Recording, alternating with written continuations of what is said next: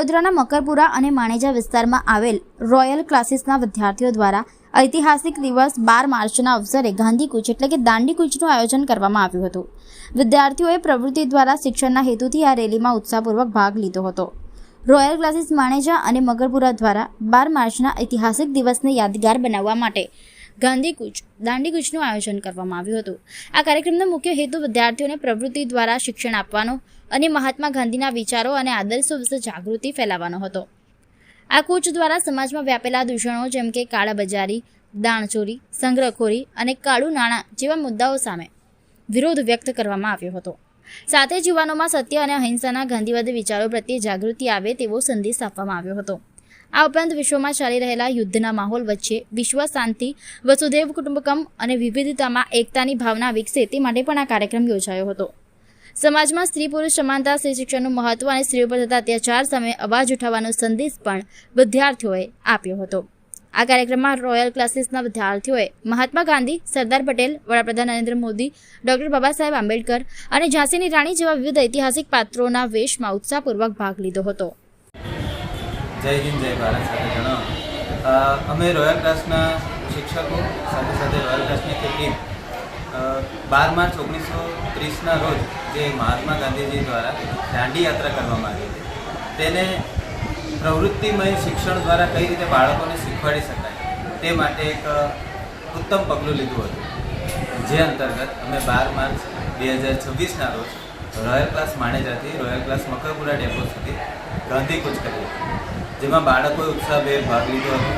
ગાંધીજી કહેતા કે બાળકોના મન, શરીર અને આત્મામાં પડેલા ઉત્તમ અંશોનું આવિષ્કરણ એટલે કેળવણી। ગાંધીજીએ એમનો સંદેશ આપ્યો છે સત્યના પ્રયોગોમાં કે મારો જીવન એ જ મારો સંદેશ। ગાંધીજી હર હંમેશ સત્ય અને અહિંસાના માર્ગે ચાલ્યા।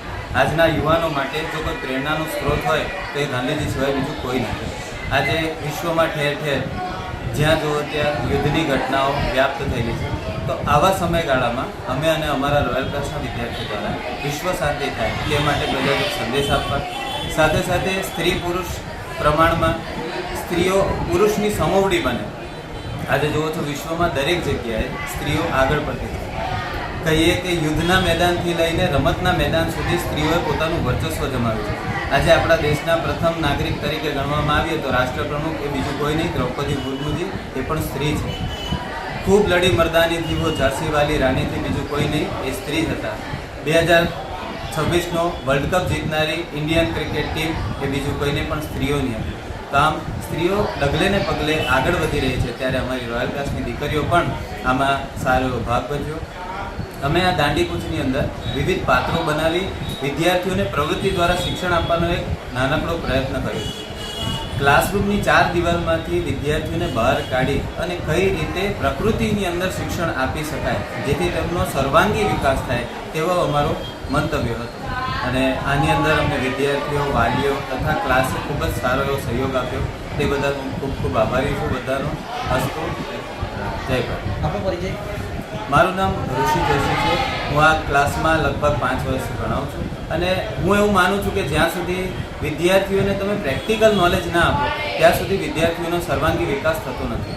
પુસ્તકીય જ્ઞાન મેળવી અને ભણવું એ સામાન્ય વસ્તુ છે, આજે બધા જ ભણાવે છે, પરંતુ બાળકોને જો પ્રવૃત્તિ દ્વારા ભણાવવામાં આવે તો બાળકોનો સંપૂર્ણ અને સર્વાંગી વિકાસ કરી શકાય એવું અમે ને અમારી ટીમ માનીએ છીએ।